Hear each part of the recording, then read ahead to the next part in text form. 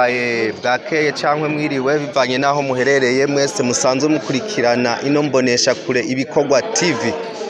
Uno munsi tukaba tuvumbuye abana badasanzwe bafise ingabire zidasanzwe nk'uko mugomba mubibone, basanzwe babica bigacika mu mamanza atandukanye mu maseremoni niko nobivuga. Reka rero tubaramutse bamwe muri bo abo tubona umenga basa n'ababaserukira, hanyuma babidondore baratubwira neza izo ngabire zabo kungene zisanzwe zikora n'ukungene bazikoresha. Kumbure hari abo barondera muri mwebwe.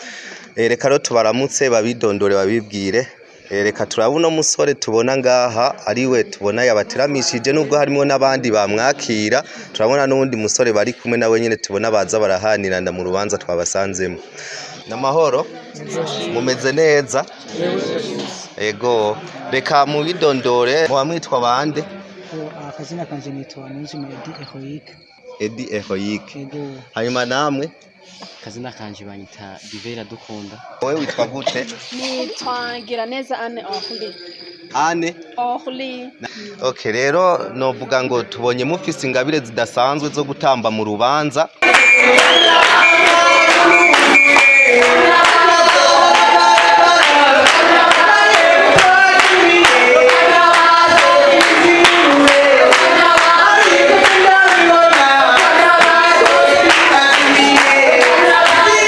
Krebe Kritihere Ihunja. Ego dusanzwe dukorera nyene mu ntara ya Karusi komine Buhiga, ariko mugabo iyo bishitse akagira abatugomwa kuko dusanzwe dukora mu mariage mu mabateme, ahantu hose babatije ni ukuvuga hari urubanza rw'umunezero atashobora kugenda kubaryohereza urubanza.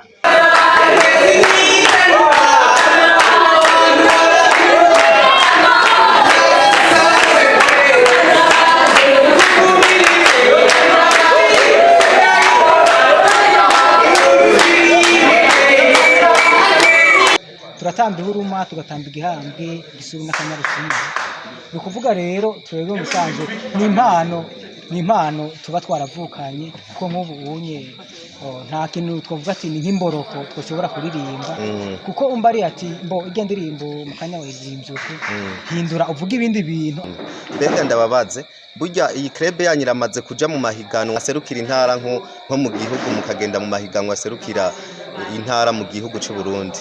Ni ukuvuga yuko uko nabibabwiye ino krebe yacu ni krebe yagutse, ariko mugabo nubwo yagutse abadutanguje ntibashoboye kutuguma badufashe mu mugongo cyane, ariko mugabo kumvuze ko dukunda akaranga twagumye twifashe tuguma dukora.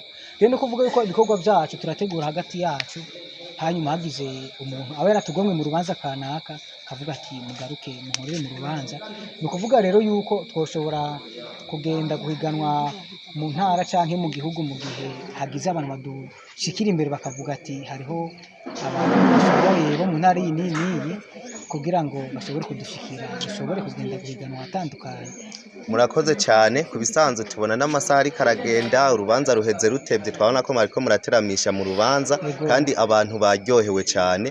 Kubisanzwe mwotera kamo kagute, nabonye muri abantu mutamba neza cyane. Ndavye abandi bahora baja mu mahiganwa hirya no hino mu gihugu baserukira igihugu, abandi baserukira intara, nabonye vraiment ko ataco barushije.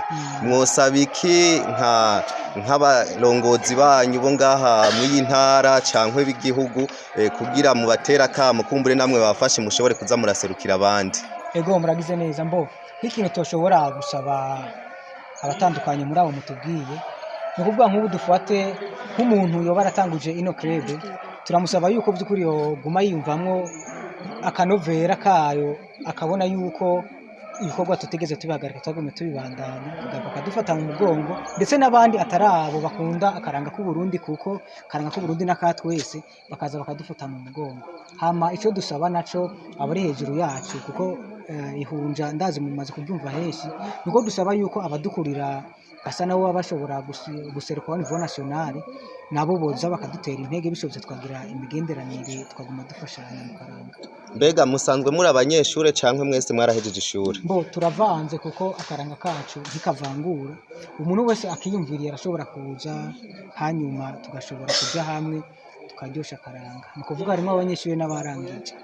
Okay, murakoze cyane. Sinzi muri mwebwe ko ari undi muntu yoba afise nk'akajambo yoshobora guterera uno twagumye tubaza uno mushefu wanyu kugira ngo kumbure dushobore kurangiza iki kiganiro cacu.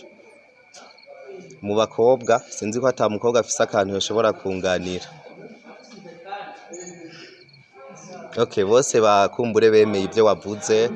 Rero ikintu nyamukuru twagomba tugusabe hariho benshi babonye ibi bintu byanyu mwakoze kungene biteye igomwe kumbure bazobarondera bakabarondera kugira mushobore kugenda hatandukanye cankwe nk'umuntu kanaka mu manager yipfuza kubafasha agashobora kubahiga. Ndabasabe muvuge nka nimero ya telefone umuntu azoshobora kubarondera ko mu gihe abakeneye yipfuza ko mu muryohereza urubanza. Ego bo nimero mushobora kuturonderako 69 58 78 85. Okay, murakoze cyane turabashimiye ku kanya muduhaye ko gushobora kuganira. Hanyuma namwe turabashimiye mwe musanzwe mukurikirana ibikorwa TV. Nibaza yuko mubonye runo gwaruka aho twarusanze ni mu ntara ya Karuzi ahantu neza na neza bita Ibuhiga. N'abana batavyorosha mu gutamba. Turabatumiriye mwese mubashigikire mu kugira partage mu kubashikana kure kubwino video muriko murabona kugira ngo nabo bashobore gutera imbere nk'abandi. Murakoze cyane.